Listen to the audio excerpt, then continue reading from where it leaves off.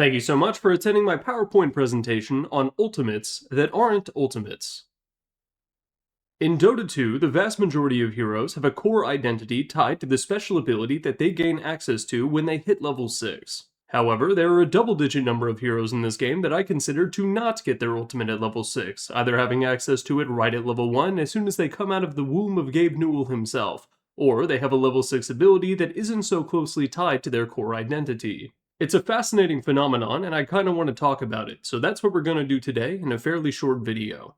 First, we're going to be talking about ultimates that heroes have access to right at level 1.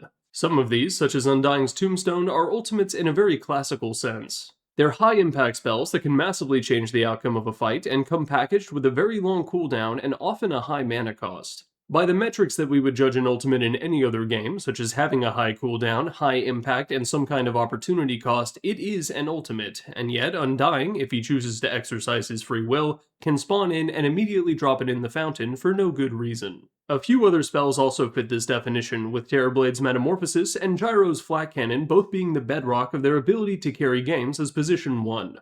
If Dota 2 were a normal game, both of those abilities would only be accessible at level 6, but instead, players can use them at the very first creep wave in order to secure a few last hits or harass the enemy laners. There are also characters who have features so iconic to their character design that they may not tick all the boxes of an ultimate, but they're still their ultimates in my head. Teleportation on Nature's Prophet is a good example, being able to activate no clip and briefly teleport anywhere on the map in order to gank anyone at any time.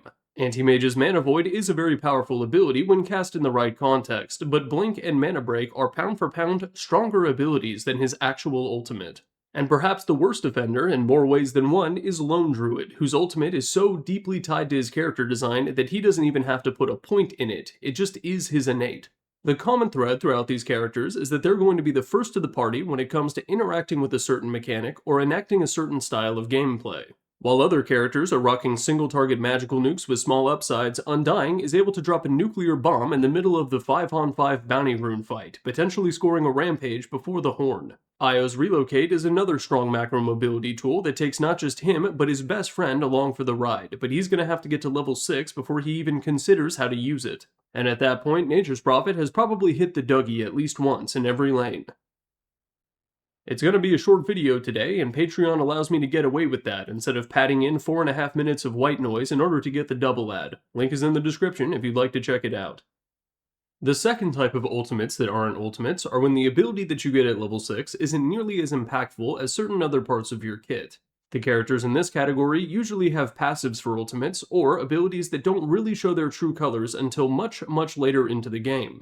The majority of the ones that I've found are also defensive in nature, being Abaddon, Weaver, Naga Siren, and Enchantress. The two of those characters who have hooves as part of their character design have passives that solely exist in order to prevent them from dying. So when you hit level 6, it doesn't really have any major impact on your gameplay. If you're Enchantress, you're going to continue hitting them with impetus and hoping that they attempt to hit you back. And with Abaddon, aside from your expanded ability to dive under a tier 1 tower, which you were already doing with the Photic Shield, you don't really gain access to anything new. If anything, these ultimates are meant to mitigate the impact of enemy ultimates, making it harder for them to hit their level 6 power spike and kill you in return.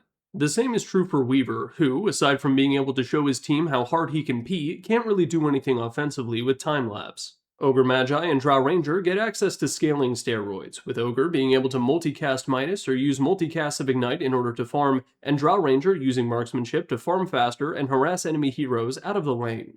Still, hitting that level 6 power spike so desired on other heroes, it doesn't really do much to change the playstyle of either Ogre or Drow. As Ogre, you're going to continue hitting W on the enemy team and laughing when you multicast, and Drow is going to keep using frost arrows manually to harass her lane opponent. And finally, we have Axe and Naga Siren, who do have high impact ultimates, but aren't even necessarily the strongest parts of their kit.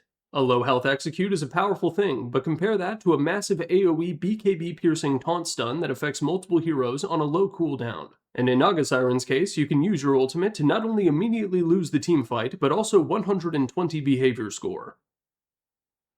I wrote a little bit about how Dota defines ultimates very differently from other live service multiplayer games. Feel free to read it if you like. And finally, we have the freaks, Invoker, Meepo, Dark Willow, and a fourth one that I'm totally not forgetting on purpose. Starting with Invoker, he technically has no ultimate, but instead has access to 10 different basic abilities by combining Quaswex and Exhort with his innate ability, Invoke. But despite hogging all of the toys for himself, he still can access a pseudo-ultimate by picking up an Aghanim Scepter and upgrading one of his abilities depending on which facet he chose. Meepo is an equally strange case, having access to a traditionally labeled ultimate but gaining access to it earlier than any other character. He can put a level in Divided We Stand as early as level 3 with the correct facet, and can level it up 4 times if you pick that one as well. And then there's Dark Willow, who has access to 2 distinct ultimates with completely different effects, but share a small internal cooldown so you can't use them both at the same time. Considering all of the other bullshit that this character is capable of, this was a considerable act of foresight from Valve. Oh yeah, and then there's Kez, who has access to 2 traditional style ultimates depending on which stance he's in at the time that he casts it. Notably, using one puts the other on cooldown, so even this hero isn't able to acquire the same degree of privilege as Dark Willow. In conclusion, power spikes are variable, and you should absolutely use them. All of Magnus's abilities, with the exception of the one that rhymes with Shockwave, would be an ultimate in any other MOBA. Peace on planet Earth.